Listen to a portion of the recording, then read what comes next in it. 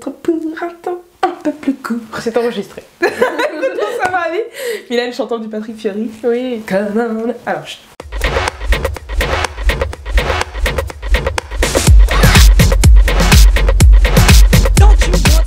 Bonjour Mylène. bonjour chérie. Comment ça va? Ça va et toi? Ça va. Écoute, aujourd'hui on se retrouve parce que j'aimerais aborder avec toi un sujet, celui des passions. Pas du tout délicat, finalement. Non. Écoute, je sais que ça fait déjà quelques années que tu pratiques le maquillage, comme on dit. Tout à fait. Et du coup, j'aimerais bien en parler avec toi. Ok. Parce que je sais que tu aimes bien te maquiller, comme peut en témoigner ton faciès aujourd'hui. Tout à fait. Voilà. Du coup, je voulais savoir, t'as fait comment? Enfin, comment t'es rentrée dedans en fait? Parce que t'es une grosse passionnée de make-up finalement. Et comment ça a commencé quoi? Eh bien, je pense que ça a débuté quand j'étais assez jeune, vers mes 10-12 ans à peu près. Ouais. J'ai eu ma première palette de maquillage. C'était un truc un peu... Enfin, c'était, tu sais, les palettes qu'on trouve chez Nocibé, pas ultra chères. Ouais. C'était mon papa qui m'avait offert ma première palette de maquillage, ce qui est assez rigolo, pour un Noël. C'est cool. J'avais demandé ça et au final j'étais repartie avec ma palette et tout et je trouvais ça trop cool. T'avais plein de couleurs, c'était intéressant pour pratiquer plein de trucs. Et en fait, je m'en suis servi majoritairement quand je faisais de la danse. Pour les spectacles de danse, en fait, je maquillais mes copines et je me maquillais moi. Mais c'était pas encore une véritable passion. C'est pas une révélation monstrueuse, genre waouh, le maquillage c'est ma vie. Pas du tout. Après, le maquillage m'a plutôt servi comme masque pendant mes... Enfin, on va dire que j'ai commencé vraiment à me maquiller tous les jours à partir de mes 13 ans, un truc comme ça, où c'était gros traits noirs à l'intérieur de... Quelque chose d'extrêmement qualitatif, avec, tu sais, ce trait noir à l'intérieur de la muqueuse, mais qui bave un petit peu en dessous, parce que ça le panda, un petit peu Oui, voilà, exactement. Une époque Avril Lavigne, finalement. Tout à fait. Hein, on était complètement sur une période cheveux longs, noirs, gothique, j'aime la mort. Oui. Évidemment. C'est important. Et le teint le plus blanc possible, hein, ah bah oui. qui ne matche pas du tout avec moi-même, même si je suis déjà plutôt avec blanche. C'est ça. Est-ce qu'on avait la bonne démarcation? Légère, ça allait quand même, mais il fallait vraiment qu'il y ait une sorte de poudreuse sur mon visage, tu vois. De la neige finalement. Voilà, exactement. Très bien. Cocaïne, non pardon. Et puis ça a évolué, on est parti sur un eyeliner extrêmement noir, extrêmement gros. Et surtout, cette trouvaille extraordinaire de se raser les sourcils entièrement. Ah, la bonne époque. La très bonne époque. Et tout d'abord de les faire en noir, puis finalement ne plus assumer le noir puisqu'on change de couleur de cheveux, et le faire au fil de mes couleurs de cheveux pour arriver sur un rose fluo. On part sur une bonne idée. Exactement. Mais alors c'était une bonne idée qui a duré quand même relativement longtemps. On est sur du... J'ai quand même persisté avec cette idée-là. Mais je sais pas trop combien de temps j'ai dû garder ça, mais c'est plutôt 6-7 ans. Ah, très bien. Voilà. Faisons comme ça. Avec du crayon à lèvres. Hein. Ah bah oui. C'est très important. Le crayon à lèvres de Make Up For Ever, le Aqua Lips, quelque chose comme ça. Ah, oui. Les vrais trucs pour les vrais trucs. Mais du coup c'était... increvable. Et limite, il te restait une marque même quand tu te démaquillais, du coup tu pouvais refaire exactement sur le même schéma. Mais c'est pratique. C'est ça, mais si on part sur un tatouage semi-permanent finalement. Exactement. Très bien. Voilà, et du coup ça me servait vraiment de masque avec un énorme blush encore plus rose que celui que j'ai actuellement. Donc ça c'est quelque chose qui est resté chez moi toute ma vie, je pense. J'aime énormément le blush trop voyant. Oui. Mais du coup, ouais, c'était plus un masque et c'était pas vraiment... des moments où j'essayais de faire des choses un petit peu artistiques. Et c'était un masque parce que tu voulais pas te montrer Oui, je pense qu'il y avait un petit peu de ça. En fait, ça allait vraiment avec le look, avec le personnage que je m'étais construit. Ouais. Ça allait avec la couleur de cheveux, c'était Enfin, j'avais un look beaucoup plus excentrique que maintenant. Oh là là, elle est rigolote. Mais vraiment, à proprement dit, c'était plus dans le vêtement et dans l'habit que dans les tatouages ou dans le maquillage. Et c'était vraiment mon uniforme total. Genre la jupe noire, le t-shirt noir, le corset, le maquillage et les cheveux roses, et puis voilà. Et puis au final, j'ai découvert un truc merveilleux qui s'appelle YouTube. Waouh. Et ça, c'était quand à peu près? Ça doit dater T'as commencé à regarder des vidéos de make-up 2010, je pense. Aux alentours de 2010 à peu près. Et vers 2010, j'ai découvert qu'on pouvait faire plein d'autres trucs, enfin sur internet plus généralement, avec tout ce qui était Skyblog et compagnie avant. Ouais. Mais c'était pas encore quelque chose qui m'a vraiment passionnée. C'est à partir du moment où j'ai vu que sur YouTube il y avait des meufs qui sortais de tout ce qui était très carré dans le maquillage beauté ou même dans le maquillage zombie, effets spéciaux un peu basiques. Je me suis dit waouh, il y a un nouveau moyen d'expression. Et je pense que j'ai un énorme regret dans ma vie, c'est de ne pas avoir de talent artistique particulier pour faire de la peinture, du dessin ou autre. J'ai fait une école de mode, j'étais une quiche en dessin. Genre c'était une grosse souffrance énorme parce que j'avais envie d'exprimer une certaine forme de créativité que j'avais en moi, mais je savais pas par quel moyen technique. Et au final, à force de travail, tu peux quand même faire quelque chose avec le maquillage. Et ça a été la révélation, genre oh, trop bien, le maquillage, peut-être que c'est fait pour moi. Et c'est comme ça que je suis rentrée dans le make-up game. Allez, qu'est-ce qui te plaît en fait dans le make-up? Parce que, enfin là, quand je dis make-up, il y en a peut-être pas mal qui vont avoir l'idée du make-up tel que vu par les youtubeuses classiques, genre je pense à Enjoy Phoenix, Selenas par exemple, ou après les make-up artistes, les youtubeuses make-up américaines, mais toi ce n'est pas ce qui t'intéresse spécialement, je le sais. Alors j'aime bien regarder des reviews de palettes, parce que ça m'évite de dépenser des sommes astronomiques dans dans des palettes que potentiellement je n'utiliserai jamais, soit à cause des couleurs, soit à cause de oh là là, c'est bien trop poudreux, genre coucou la dernière d'Anastasia Beverly Hills par exemple. 50 balles. C'est ça, genre j'étais très contente d'avoir regardé 3 reviews qui disaient non, ne la prenez surtout pas, typiquement. Mais non, moi ce qui m'intéresse le plus à regarder, c'est soit des formes originales de propositions de maquillage beauté, mais un peu plus fun. Ça m'arrive de temps en temps, je me perds sur les internets et je fais oh dis donc, ça a l'air sympa. Soit sinon, majoritairement quand même du maquillage très artistique, soit du maquillage à effets spéciaux. Les effets spéciaux, majoritairement, c'est quand même quelque chose que je regarde sans spécialement le pratiquer dans la vie de tous les jours. Je vais en faire un petit peu pour le fun, mais je suis plus branchée maquillage artistique et tout ce qui est face painting, donc le maquillage qui te transforme le visage mais sans effets spéciaux pour le coup. Donc avec des jeux d'ombre-lumière et des couleurs dans des bons placements, c'est la continuité du body painting mais juste sur le visage. D'accord. Voilà, c'est ce que je regarde majoritairement. Ok. Bon, du coup, le make-up artistique, pour toi, c'est un moyen d'expression, en fait. Complètement. Moi, je pense très sincèrement que c'est autant un moyen d'expression que de la peinture, de la sculpture ou autre. C'est juste une toile différente et c'est une façon de s'exprimer différemment par un corps plutôt qu'une surface lisse et plate. Mais je pense qu'il y a autant de possibilités que sur une toile vierge, quoi. Ouais. Du coup, tu as commencé à regarder donc, les vidéos YouTube sur le make-up artistique et la FX. Mais du coup, toi, quand tu testais, est-ce que c'est parce que du coup tu regardais ces vidéos que tu as eu envie de tester sur toi et de créer des trucs? Ça s'est passé comment le passage de simple spectatrice à entraînement directement? Je pense que ça a été un peu naturel et ça s'est plutôt passé aux alentours d'Halloween, qui est quand même la période où tu te dis tiens, c'est le moment où je peux essayer des trucs en maquillage. C'est ça, exactement. Donc je me maquillais moi, je maquillais ma soeur, ma mère, des potes et autres. Et à force de regarder, d'accumuler énormément de connaissances théoriques, je pense que très naturellement tu as envie de les essayer et de voir si toi aussi tu es capable soit de le reproduire, soit juste de créer autre chose. Voilà, de créer autre chose et de le faire par toi-même. Et du coup, par Halloween, j'ai commencé à me dire ah bah là, et puis j'ai commencé à additionner énormément de maquillage aussi, il faut le dire. Est-ce qu'on peut parler à peu près du nombre, la quantité de maquillage que tu as chez toi? Alors, je ne sais pas. J'ai un meuble qui est grand comme ceci, mais du coup, ça ne rendra absolument rien à la caméra parce que vous ne savez pas où est le sol. Ça se trouve, mètre environ. Nous sommes dans le vide actuellement, on ne sait pas. On est sur du 1 mètre de tiroir. Plus une valise qui fait à peu près 80 cm remplie aussi. Plus dans ma salle de bain, plus 2 trucs grands comme ça, de tiroirs aussi de maquillage. Donc on est, je sais pas, on commence à faire beaucoup sur une 40aine de palettes, voire un peu plus. Les rouges à lèvres, je ne les compte plus. Voilà. Sachant que je ne mets pas du rouge à lèvres tous les jours, donc c'est vraiment très ridicule. Il faut le dire, c'est quelque chose de très... Voilà. Bon... Ne parlons pas de ça, vraiment bisous. C'est la personne la plus ravie dès que j'achète du maquillage. Genre, mais pourquoi tu fais ça? Arrête Mylène, non, ne fais pas ça. Mais je suis addict, enfin. C'est ça, et mais je me dis toujours, mais il me manque tellement cette couleur. Et alors, ce qui est le pire de tout, c'est que des fois, je me mets à faire un maquillage, et je me dis, mais j'ai pas du tout une couleur comme ça dans tout mon maquillage. Et du coup, je me retrouve à aller acheter juste cette couleur-là pour un make-up et je me fais insulter.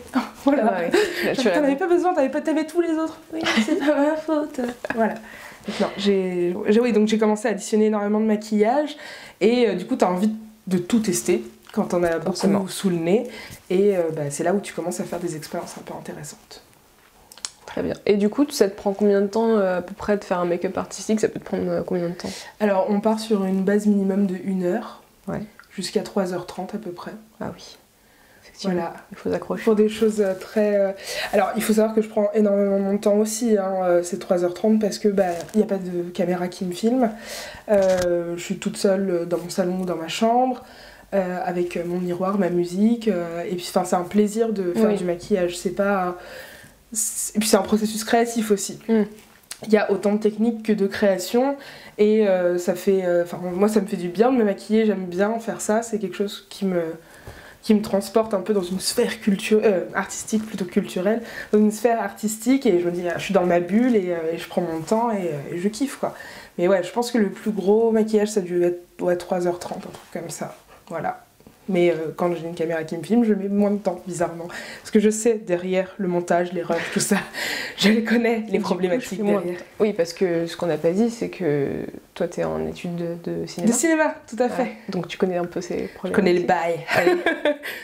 Et comme on dit, tu fais un master YouTube. Oui. Alors c'est plus compliqué que juste un master YouTube, mais c'est vachement plus rigolo de dire moi je fais un master YouTube. Un master YouTube game. C'est ça. Donc je suis en master de didactique de l'image, qui est donc un master qui cherche à faire de l'éducation par et à l'image.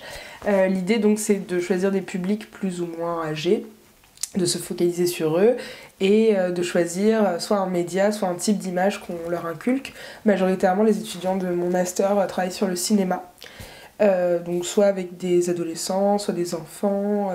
Il existe aussi des gens qui travaillent sur les publics en prison, par exemple. Comment est-ce qu'on insère le cinéma en prison, ce qui est assez intéressant. Et moi, du coup, j'ai choisi un autre moyen audiovisuel. Au début, je voulais partir sur le jeu vidéo. Finalement, comme c'est un peu trop fait en ce moment, je me suis dit, mais qu'est-ce qui n'est pas fait en France? Les études sur YouTube.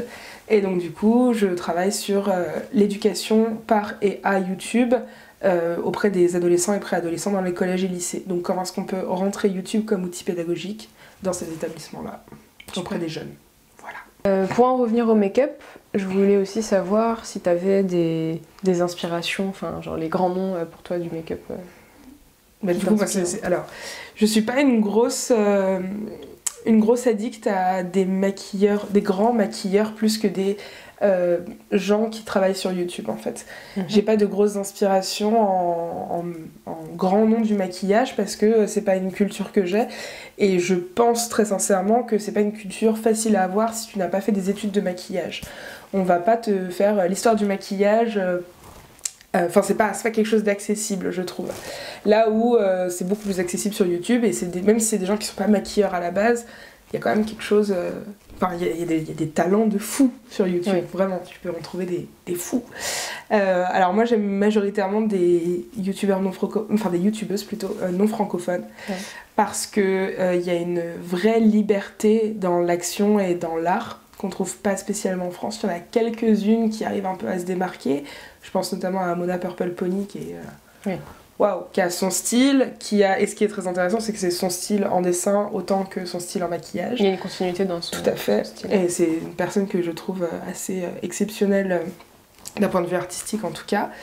Et du coup après, donc, dans les non francophones, il va y avoir des gens comme Glam & Gore, donc Mikey, qui est vraiment qui arrive à être drôle. Donc dans toutes ses réalisations déjà, c'est une bouffée d'air frais, dès que tu vois qu'il y a une vidéo d'elle, tu fais trop bien, je sais que je vais rigoler, et qui est très talentueuse. Elle avait gagné en 2015, il me semble, ou 2016, non 2015. 2015, elle a gagné les Nick's Face Awards aux États-Unis. Qui est donc un concours créé par NYX, et qui au final commence à prendre une très grosse ampleur. Et donc c'est un premier choix où tout le monde a le droit de participer, maquilleur professionnel ou non. Ils en sélectionnent 20, puis ensuite 10, puis ensuite 6, puis ensuite une, ou un d'ailleurs. Et c'est un concours vraiment intéressant parce que c'est du challenge en vidéo et c'est assez fun. Et du coup, ouais, Mikey avait gagné, il me semble que c'est en 2015 ou peut-être en 2014, je ne sais plus. La date sera ici. Non. Non, la date ne sera... Oh non, je suis triste. Ça ne marche pas à chaque fois. C'est ma vidéo, je fais Ah ce là que je là peux. là là là là. Et donc du coup, ouais, Mikey de Glam Gore qui arrive autant à mêler des choses très beauté que des gros maquillages effets spéciaux avec des monstres et tout, puis qui a pas peur du ridicule, enfin on adore. Alex de Made You Look, enfin Lex de Made You Look, qui est aussi une youtubeuse américaine qui est plus dans le face painting, un peu comme Jordan Hans qui est aussi une youtubeuse américaine qui fait beaucoup de face painting. Toutes les deux sont extrêmement bonnes. Face painting pour rappeler la... C'est maquillage sur le visage directement, ce qui paraît logique jusque-là. L'équivalence du body painting, donc sans effets spéciaux, mais réussir à créer de la matière, des ombres, etc., directement sur le visage. Typiquement, on peut parler, pour ceux qui ne connaissent pas du tout, vous voyez quand vous étiez petit et que vous faisiez maquiller pour des anniversaires en tigre, par exemple, ou en zèbre, voilà. Mais alors du coup, en level up. Oui, évidemment. Un tigre super vénère, ultra réaliste. Après, j'aime énormément Ellie Max, qui est donc suédoise, il me semble, qui est aussi une gagnante de NYX Face Awards. Mais alors elle, pour le coup, NYX Face Awards nordique. Et c'était l'année dernière, non, l'année d'avant, on est en 2017, donc en 2016. En 2016, quand ils ont commencé à vouloir s'exporter absolument partout dans le monde, ils ont aussi organisé les NYX Face Awards dans les pays nordiques. Et elle est, mais waouh, genre... elle a un niveau de maquillage, autant en face painting qu'en effets spéciaux, qu'en beauté, enfin c'est une vraie madame, on va dire. Ouais. Et elle a même créé des techniques avec Max, qui est donc la personne qui la filme et qui fait le montage, la musique, etc., etc. Ils sont vraiment très complémentaires l'un et l'autre. Ils ont récupéré une espèce de plastique, tu sais, qui est en petite bille que tu mets dans de l'eau chaude et du coup tu peux créer des espèces de formes en plastique. Fou. Comment ? Fou ? Non, c'est fou. Ah oui, c'est fou. C'est pas le plastique fou, c'est autre chose. Et du coup, tu peux faire des dents avec, tu peux faire genre des cornes ou ce genre de choses. C'est super bien, j'en ai acheté et c'est vraiment super sympa. Et du coup, eux vendent ça et en plus de ça, ils ont créé des techniques de maquillage qui sont vraiment cool, notamment le mélange du latex avec de la farine qui te permet d'avoir... une espèce de pâte très facile à travailler directement sur le visage pour éviter d'avoir à faire des... comment on dit ? Je ne sais plus. Des prothèses, c'est ça le mot. C'est ça le mot. Et donc ouais, pour avoir évité de faire des prothèses sur un face cast, donc le face cast c'est le visage en plâtre que tu fais de toi pour avoir ta base sur laquelle travailler, qui est une grosse galère à faire. Rebonjour maman. J'ai pourri un vase, enfin pas un vase, un bol comme ça, voilà, parce que le plâtre a durci dedans. Et du coup, on pouvait plus l'enlever. C'est rigolo. On l'adore. Voilà. Le deuxième a bien fonctionné pour le coup, le deuxième facecast est vivant. Bon. Et du coup, voilà, pour éviter d'avoir à faire ce genre de choses qui est quand même un gros travail très long et très long. Pas spécialement compliqué, mais très long. Du coup, là, tu fais directement ta prothèse sur ton visage directement, ce qui t'évite d'avoir des problèmes de recadrage, ça ne colle pas à mon visage, etc. Voilà, donc Ellie Max, gros kiff aussi. Et je pense que c'est les 1, 2, 3, 4 principales chaînes que je suis et dont je trouve le travail vraiment extraordinaire. Je sais que tu es intéressée aussi par le make-up drag. Oui. Alors déjà, si tu pourrais commencer par expliquer ce que c'est. Alors du coup, le make-up drag, donc le make-up des drag queens, c'est un maquillage de transformisme. L'idée étant de modifier l'intégralité des ombres de ton visage pour créer une nouvelle personne et un personnage à proprement dit. Donc c'est majoritairement des hommes qui le font sur eux pour se transformer en femmes, mais il existe aussi des femmes qui font du maquillage drag queen pour se transformer dans un personnage féminin autre. Voilà, et c'est quelque chose que je trouve absolument fascinant, parce que on arrive à entièrement changer une personne juste avec du maquillage et créer une entité qui n'existe pas vraiment, mais qui est magnifique en plus la plupart du temps. Et tu t'y es intéressée comment ? Je pense que ça a d'abord commencé sur internet, en voyant notamment des photos il y avait toute une série de photos qui étaient sorties, je ne sais plus comment s'appelait l'artiste, des hommes, enfin qui étaient en hommes, et qui du coup, la photo qui était juste à côté, c'était eux en drag queen. Et du coup, une connaissance que nous avons en commun, une certaine Métolour, alias Tête de Thon, alias Marine, avait fait sur son blog une série de photos où elle maquillait des messieurs en femmes. Et c'est mon premier, comment dire, je pense que c'est la première fois où j'ai vu quelqu'un de plutôt proche, même si à l'époque je ne connaissais pas encore vraiment Marine, faire ce genre de choses. Et je me suis dit waouh, c'est vraiment trop génial et tout. Et ensuite il y a eu le oh là là, mais RuPaul, ah mais c'est merveilleux. Et donc tout ce qui est RuPaul's Drag Race, qui est donc RuPaul qui est la drag queen la plus connue au monde, je pense, enfin celle qui a été la plus médiatisée en tout cas. Et voilà, et du coup cette entité a une émission qui s'appelle RuPaul Drag Race, qui est donc une émission de télé-réalité, jeu concours, pour élire la meilleure drag queen de l'année. Et c'est des combats de drag queen extrêmement fun, mais surtout avec du maquillage, des costumes, de la coiffure, du théâtre, de la chanson, enfin plein de choses. Il y a tous ces passages où tu les vois se maquiller, et moi ça me fascine à chaque fois, ce